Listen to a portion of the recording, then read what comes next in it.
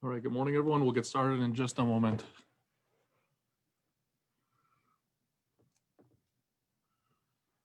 We have the privilege of studying Parshas Vayeishev this week. And so that puts us on page 198 in the Article Stone Chumash and page 201 in the Steinsaltz Chumash. We'll get started in just a second.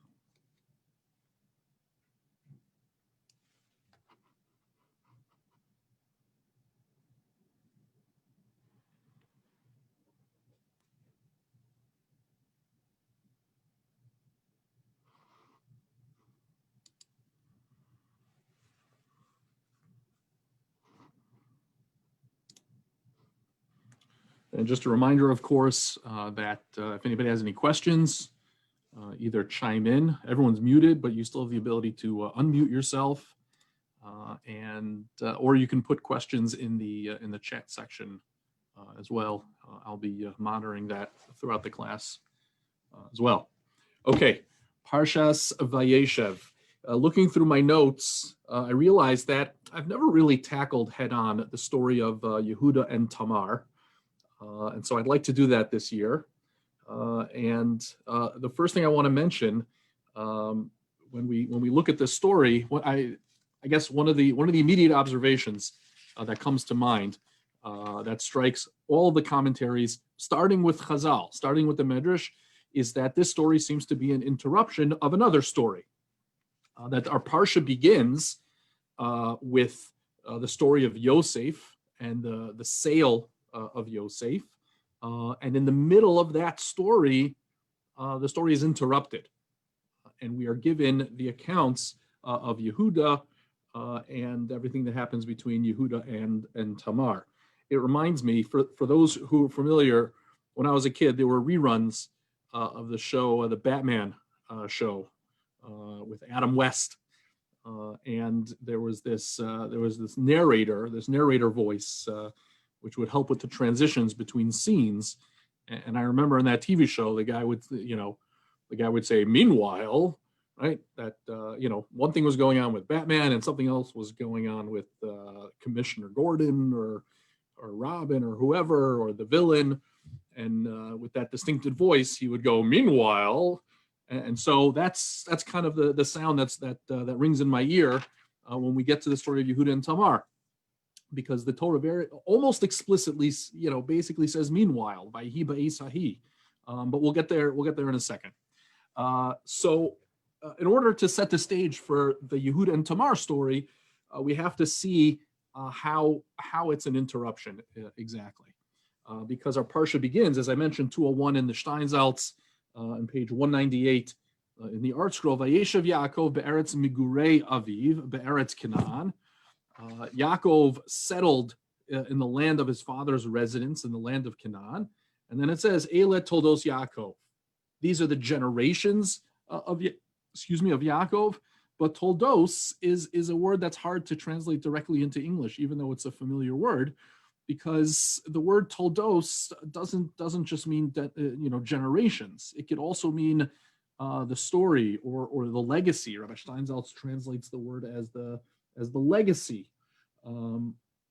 The Art Scroll translates it as chronicles.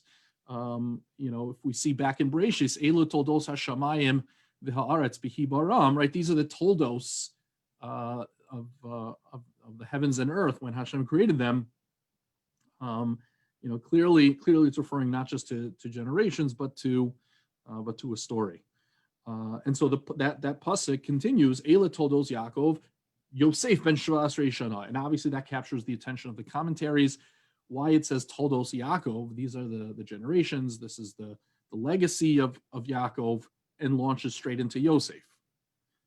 Clearly this story is a story that it's about Yosef, not just Yosef and his brothers, and how Yosef ends up in Mitzrayim.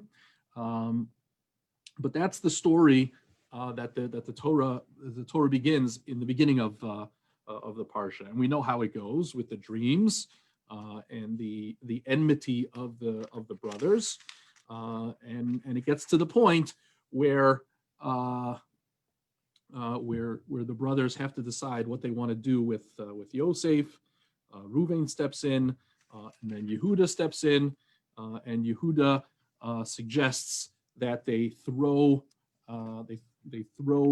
Yosef into the pit, and Yosef is thrown into the pit, and then right, Yehuda is the one who says, "Why should we kill our brother?" I'm sorry. Yehuda suggests let's sell him to the Ishmaelim, and so because Yosef is already thrown into the pit at this point. So it was Reuven who said, "Let's put him in the pit." It's Yehuda who said, "Let's sell him to the Ishmaelim," and then Yosef is taken out of the pit by these Midyanim and sold down to Egypt. And so when we get to that point in the story where Yosef is sold down to Egypt, at that point, the Torah says, "Meanwhile," right, and goes off in a different direction, leaves the story of Yosef and moves to the story of Yehuda and Tamar.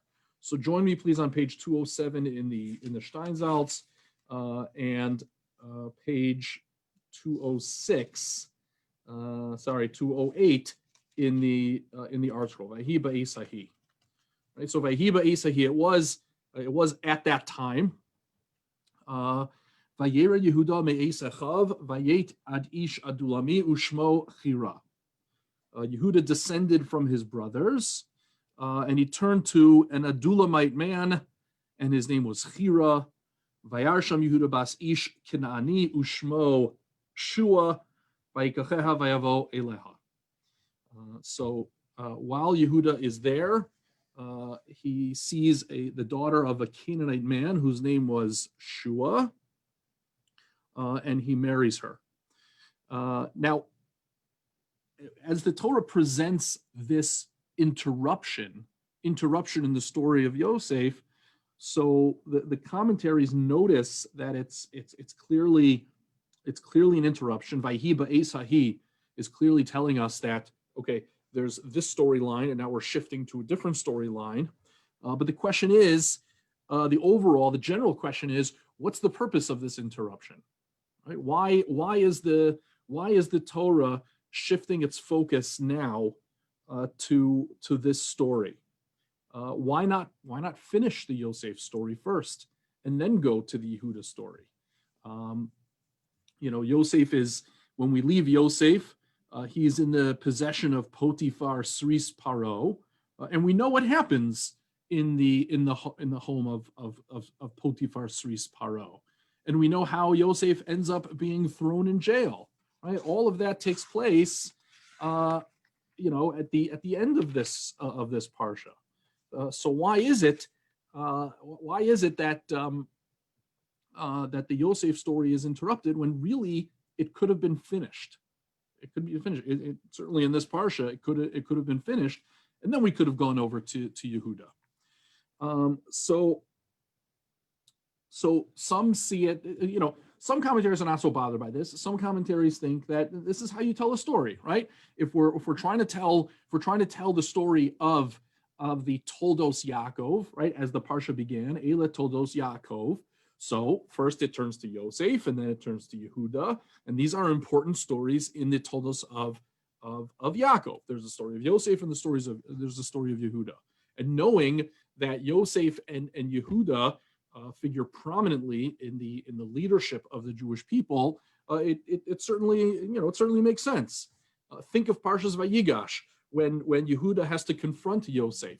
It seems very clear that the Torah is setting the stage for that dramatic encounter where Yehuda pleads on behalf of Binyamin and ostensibly his father and the entire family by confronting the viceroy of Egypt, who turns out to be Yosef. So that confrontation of Vayigash Elav Yehuda, that confrontation is informed, right? The drama is heightened by the stories that came beforehand, the stories of how Yosef got to where he is and who Yehuda is as a character. Some suggest that the reason why the story shifts back and forth between Yosef to Yehuda is because we want to make a clean division between what happens in the land of Canaan and what happens in Mitzrayim, right? If we don't interrupt the story of Yosef, then the story, starts with Yosef in the pit, being pulled out and sold down to Egypt, going down to Egypt, everything that happens in Egypt, and then we have to go back to the land of Canaan to talk about what Yehuda was doing at that time. And so perhaps the Torah wants to make a dividing line between where the focus of the family is right now. The focus of the family is in Canaan, and let's stay in Canaan as long as we can, and then we will shift down to Egypt where Yosef is. That's that's another way of approaching it. But what sticks out the most, I shouldn't say sticks out the most, but what sticks out for many commentaries is the way Yehuda is described as separating. I'm sorry, the way the Yehuda story is introduced, in that it's introduced by Yehuda separating, Vayered Yehuda. And Chazal jump on this immediately, that this move away from the family is described as Vayered, going down, to suggest that this is negative, that this is not positive. Going down is bad. Yehuda goes down a level from his family because of his actions. And what furthers that sense of Yehuda's separation is the fact that he does something that Avraham did not want for Yitzchak, that Rivka did not want for Yaakov, and that is to marry a Canaanite woman, right? Avram says very clearly, Rivka says very clearly that wives should be found from the ancestral home in Haran, from the original family of Abraham. And here, Yehuda not only breaks from the family, but breaks from that tradition of not marrying women from Canaan. And so not only does it say Vayer Yehuda goes down, but he then marries a Canaanite woman. And what happens after marrying a Canaanite woman, right? Is this the family that Yehuda is going to build to bring into the tradition, to bring into the legacy of Avram, Yitzchak, and Yaakov? Let's see what happens. Vatahar vateled bein vaikra shmo er. So Yehuda marries, he begins his family, and he has a son, he calls him Er. Vatahar od vateled bein vatikra shmo Onan, right? And he has another son, he calls him Onan. Vatosef od vateled bein vatikra shmo Shelah. Right? So he has three sons. V'haya b'chziv b'lita osa. And Yehuda was in Keziv when she bore him, which is a parenthetical comment which needs to be understood as well. Vayikach Yehuda isha le'er b'choro u'shma Tamar. And Yehuda takes a wife for Er, his eldest son, and her name is Tamar. And what's interesting, which we'll talk about a little bit later, is that this Tamar appears out of nowhere. Right? Who is Tamar? What family does she come from? We don't know. But again, family of origin is very important in the Sefer Bereshis. It was important to Avraham. It was important to Rivka. It was important, who marries from what family. The fact that Yehuda goes down and marries a Canaanite woman is significant, and so he takes a wife for his son, and her name is Tamar. But that's it. That's all we know. Vayihi Er b'chor Yehuda ra b'nei Hashem. And Er, his son, was bad in the name of Hashem. The fact that his name Er is the reverse of Ra does not go unnoticed by the commentaries. Vayimisehu Hashem. Hashem kills him. Vayom Yehuda la'onan bo el eshes achicha v'yavem osa. Perform a levirate marriage. V'hakem zera le'achicha. And continue the zera of your brother. Vayeda onan ki lo yehi azara. And so Onan has a sense that this progeny won't be exclusively attributed to him. And so he cohabits with her without the possibility of fertilization. Vayira b'nei Hashem asher asa vayames gam oso. And so Hashem puts him to death as well. Now, if you take a step back here, what's happening here is enormously tragic and also quite significant in contrast to what's been going on until now in the story of creating families in the Torah, because the families that have been created in order to bring about the bris, the covenant with Hashem, are stories of people yearning for children, people being granted children after prayer, in some cases, and those families going through a process of choosing who's part of the bris and who's not part of the bris. And here Yehuda has a family, and they're dying, right? Remember, part of the bris, part of the covenant is that you will be fruitful and you will multiply and you will be as numerous as the stars in the sky or the sands on the sea. And here, Yehuda is tragically suffering the loss of his children. This should be a significant message to Yehuda that something's wrong here. And coupled with the recognition that he married a Canaanite woman, which was in stark contrast to the desires of Abraham for his son and Rivka for her son, you put those two facts together, that he married someone that he shouldn't have married, it seems, and his children are dying, that should have been a clear message to Yehuda, and certainly a message to us, that what Yehuda was doing was going in the wrong direction. When it comes to being part of the bris, being part of the covenant, being part of this family that is now about to grow into a nation, Yehuda's going in the wrong direction. And so again, the fact that this section begins with the words Vayered Yehuda, Yehuda goes down, is, you know, it's put in, you know, it's put in an even sharper light that he has gone down. Look what's happening to him, right? He's finding only curses, only tragedy in the direction that he's going. Again, in building a family, which is basically what the story of Vayeishev is all about, building families. The fact that his sons die means that these were two people who were not eligible to be part of the legacy of this new people that Hashem is about to make into a great nation. Very clearly, what Yehuda is producing is not part of the legacy, not part of the destiny of the Jewish people. And there I go again. For those of you who know me, know that when it comes to Vayeishev, I'm always talking about destiny.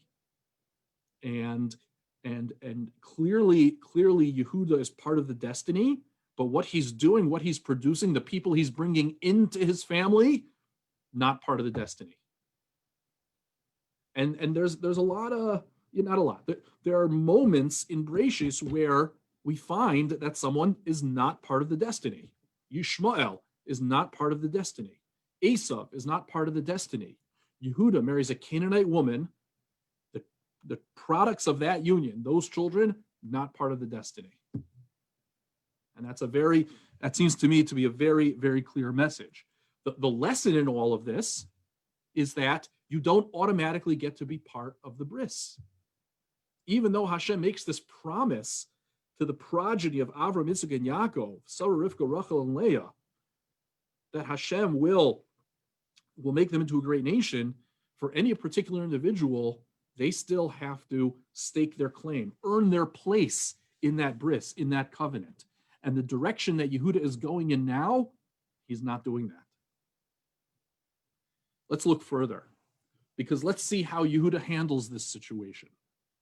He married a Canaanite woman. His first two sons died, and he has a third son. And let's see how he as an individual deals with this. So I'm now in Pasuk Yud Aleph, verse 11. Vayomer Yehuda l'Samar kalaso. Yehuda says to Tamar, his daughter-in-law, Shvi almana beis avich. Go back, widow, to the house of your father. Ayigdal Sheila b'ni. Until my son Sheila grows up. Ki amar pen yamuz gamhu ke'echav. ki amar. What does this mean? All right. So the way many commentaries understand this is now Yehuda's thinking. Right? Yehuda's thinking is pen yamus gam hu ke'achav. He too, right? Sheila will also die by being married to Tamar. Maybe there's something from Tamar. She's cursed. And so what Yehuda is doing, perhaps, is a little bit disingenuous. That what Yehuda is doing is not necessarily saying, he's putting her off in order to get rid of her. That he has no intention of her marrying Sheila, and instead, he's just trying to push her off, right? He's saying wait, but in his mind, he's like, that's never happening. That's never happening because clearly there's something wrong with her that my sons keep dying when they marry her. Little did he know that it wasn't her. It was his sons. And ultimately it was him. But this is how Yehuda conducts himself. And Tamar obediently obeys. That's redundant. Vatelech Tamar, Vayeishev beis avia. Tamar goes and she returns to her father's house. Vayirbu hayamim vatamos bas shua eshes Yehuda. And then as the days go on, Yehuda's wife dies. Perhaps that should have been a message as well. Vayinachem Yehuda vayal goes etzonohu v'chiro re'ehu adulamitim nasa. And he goes to shear his sheep, and with Chira and his friend the Adulamite, which again I don't want to make too big a deal of this, but remember that Yehuda has moved away from his family, and these are the people he hangs out with, and the Torah makes it very clear that these are the people that he hangs out with. So Vayered Yehuda goes down. He joins. I didn't emphasize this before, but I should have, and that is that not only does Yehuda separate from his family, but he joins together with people who are Canaanites, or at least people who are part of the Canaanite culture. And so not only does Yehuda leave the culture of Yaakov and his family, but he joins the culture of Canaan, which was clearly anathema to the traditions of Yaakov and those who came before him. And so when Yehuda loses his wife, perhaps he should have learned at that moment, well, listen, I lost my two sons and I lost my wife who was of Canaanite origin. Maybe I should have returned to my family home and the culture of Yaakov, but he doesn't. Instead, he continues to attach himself to the Canaanite culture. So Vayugad l'samar lemor hinei chamich oles imnosa lagos tzono, and this was informed to Tamar, and Tamar sees that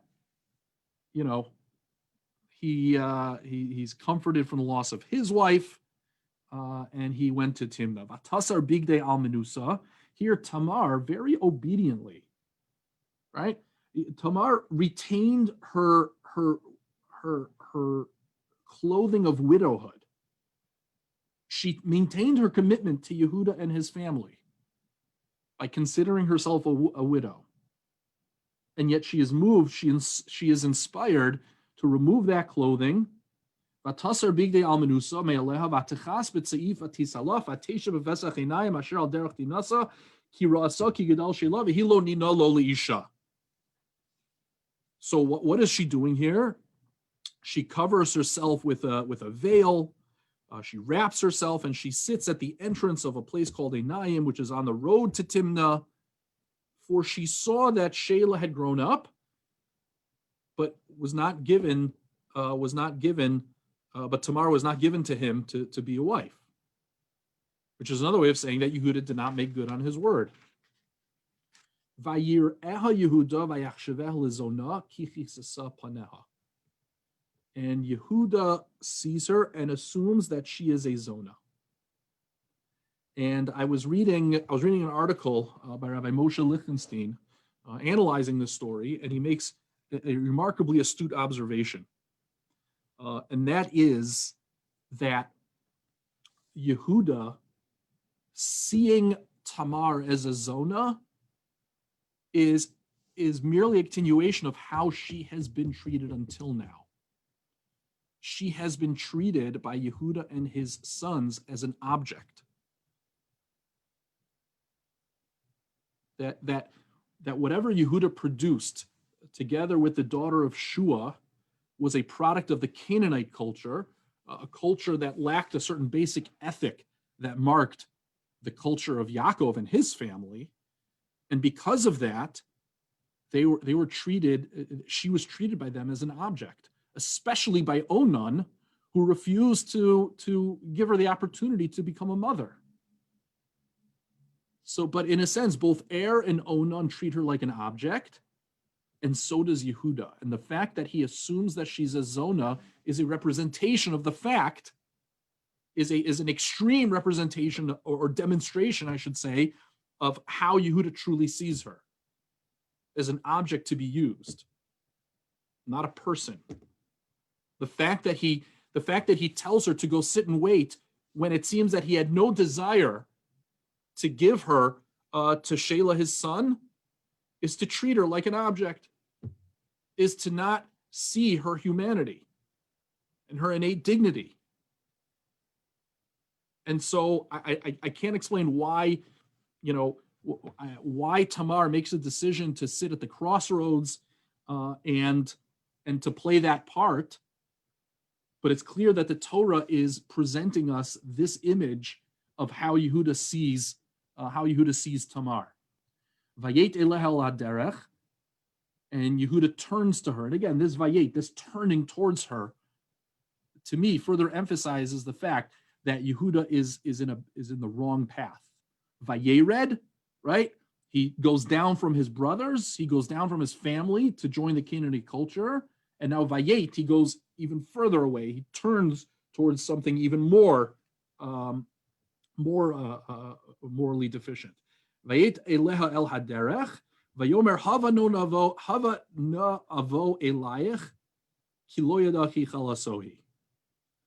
And he says, please let me, lie with you, because he didn't know it was his daughter-in-law. And she says, Vatomer ma titin li ki savo elai. What are you going to give me for coming to me? Again, perpetuating this idea that if I'm an object, then what are you going to pay for this object? Vayomer anochi ashalach gidi zimi. That's what I'm going to give you something very good. Vatomer titin a ravon ad sholchecha. You have to give me collateral. She's smart. What can I give you? Vatomer, and she says,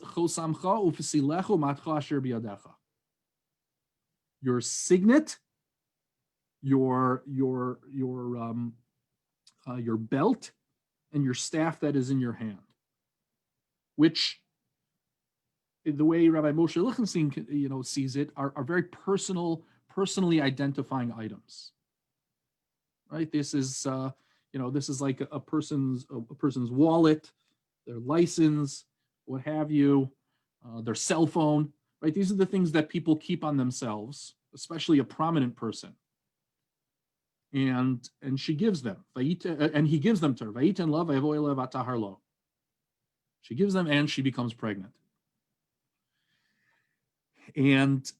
And we know what happens next. She returns to her widow appearance. And he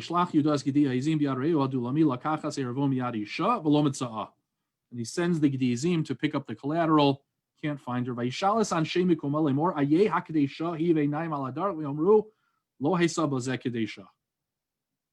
He asks around, was there a prostitute here? And they say, no, there was none, which clearly has a double meaning. There was none means that there was no regular person. This was, it was Tamar who came there because she knew Yehuda was coming, but otherwise there was nobody there. But even deeper is this idea that no, she wasn't a zona, she was Tamar. Right? It was never a zona. It was never a Kedesha. It was Tamar who's treated that way, who's objectified by you and your family.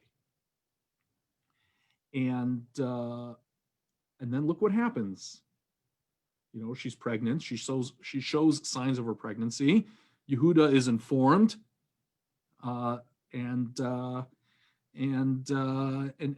Yehuda calls for her to be punished.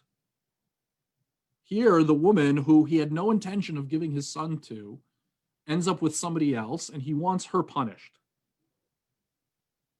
And what Rabbi Moshe Lichtenstein notes is that, when she produces, right, in Pasuk Chaf Hey, in verse 25, page 211 in the Steinsaltz, page 212 in the Art Scroll, when she produces these identifying items, right? Himutzeis v'hi sholcha el chami lemor leisha sher eile lo anochi hara v'tomer hakerna lemia chosemes v'hapsilim v'hamateha eile. When she produces these identifying items, these very personal items, the message that she's sending, in effect, is, you treated me like an object. Now, I'm gonna show in a very, very personal way the kind of person you are, right? It's the opposite of objectification. It's the other extreme, where hyperly focused personal attention. I'm gonna have everyone see exactly who you are because I have your most personal items. And so it's the other extreme of objectification. You objectified me, you treat me like an object. Now I'm going to shine a very bright light on who you are, who you truly are, who you are as a person. And what is both a tragic moment is also a moment of redemption for Yehuda. Vayaker Yehuda vayomer tzadka mimeni, which, I love the fact that he says this. We all do. Tzadka mimeni. He could have just said tzadka. I love the mimeni. He could have said tzadka. She's right. But he says tzadka mimeni, from me, which is a very, very personal way of accepting responsibility, which I think meets or is a recognition of the very personal items that she produced. Right? She produced his very personal items, and he said tzadka mimeni, me. Right, reflecting, amplifying that sense of very personal responsibility. This is obviously a very, very dramatic moment. Because I didn't give her to Sheila, my son, Yosef od ladata. Right, and he was not intimate with her anymore. And then the story moves on. And so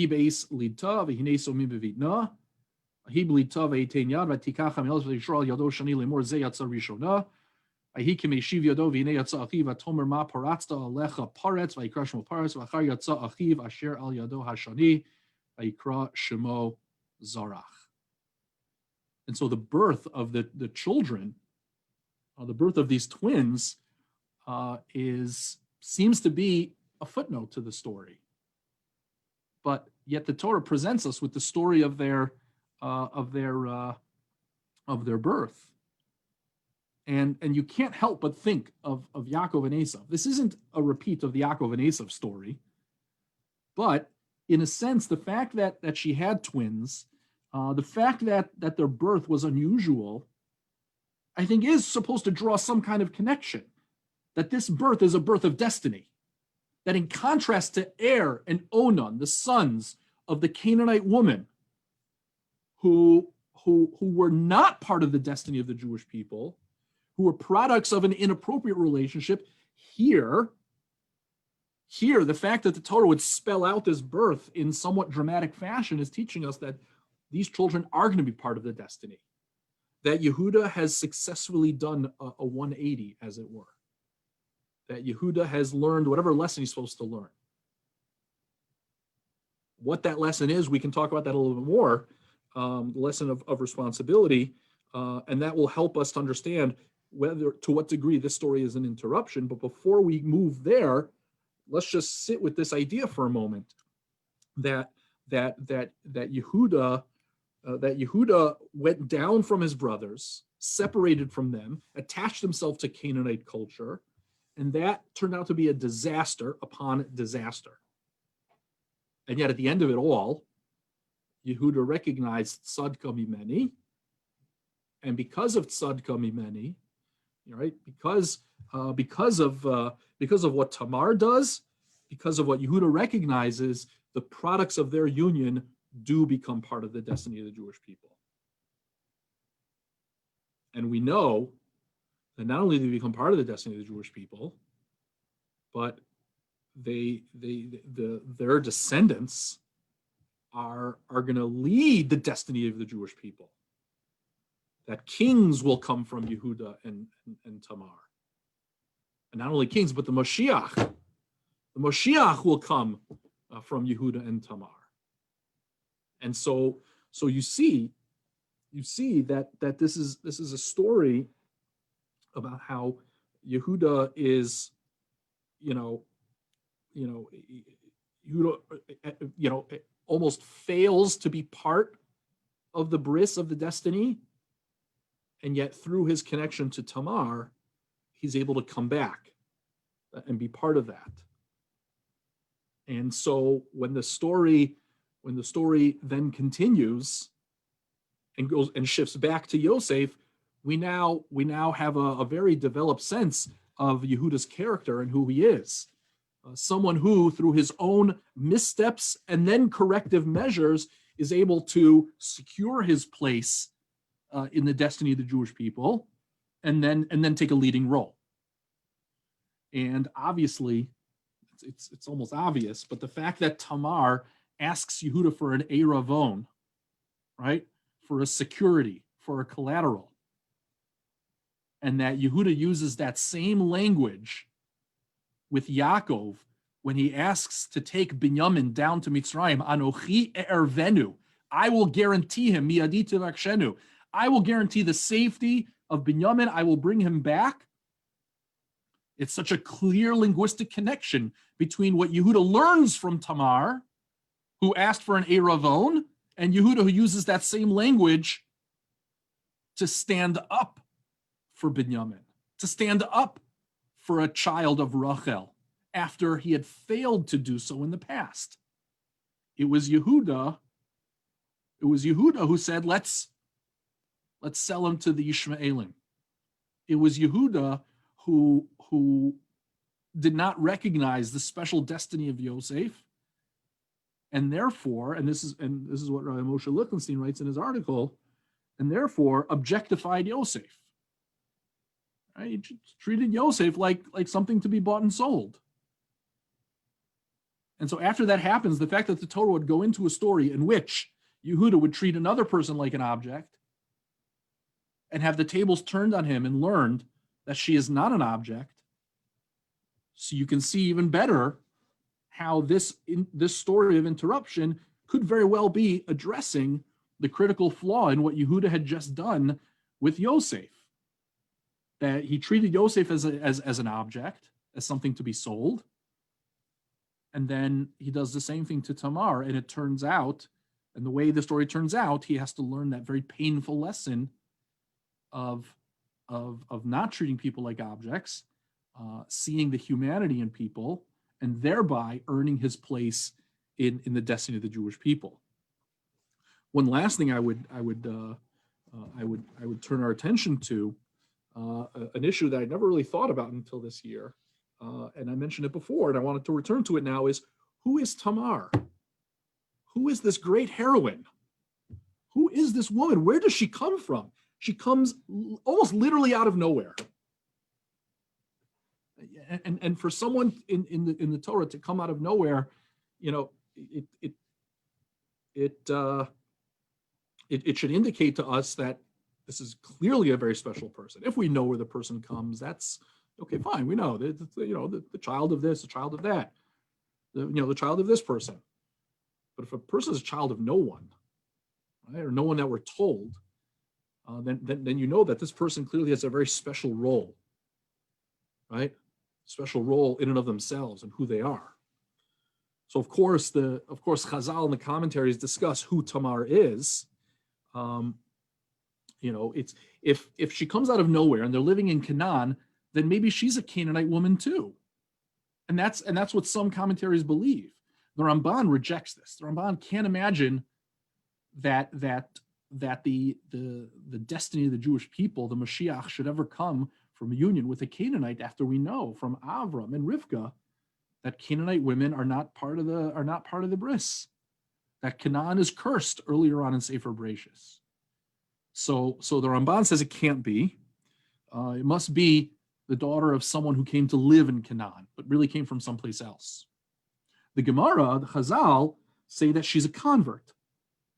That she is someone, either she or her, or maybe her parents were those who converted with Avram and Sarah, and that she came to know Hashem on her own. What's fascinating, if we entertain that idea that Tamar is a convert, so just think about it.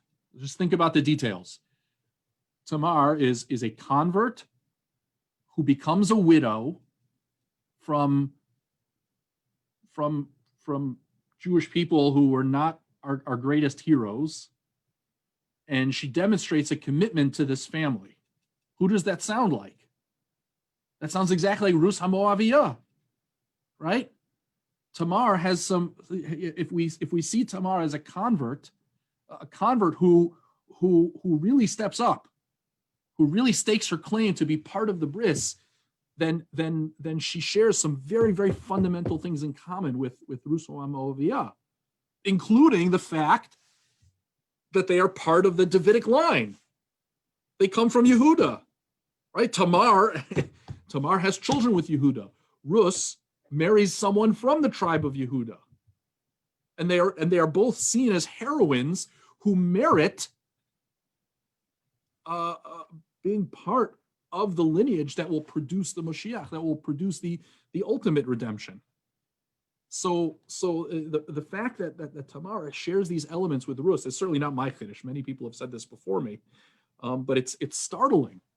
It's startling because Tamar comes out of nowhere, and she, in very dramatic, very difficult circumstances, ones that don't seem to be purely. I'm trying to identify the fact that what does Tamar do? She positions herself and acts like a zona, like a harlot. So obviously that seems a little unseemly, but yet what she does is very powerful and important, and really holds up a mirror to Yehuda. But the way she takes the initiative to really play her role, just like Rus does, is very, very, very instructive here. And so just to conclude, and again, if anybody has any questions, please feel free to chime in. But here we have, a Parsha which starts with the story of Yosef, moves to the story of Yehuda and Tamar, and then goes back to Yosef. However you look at it, as an interruption or not as an interruption, it clearly contains not just powerful lessons, but also provides a critically important piece in the story of the destiny of the Jewish people. And that clearly emerges from the story.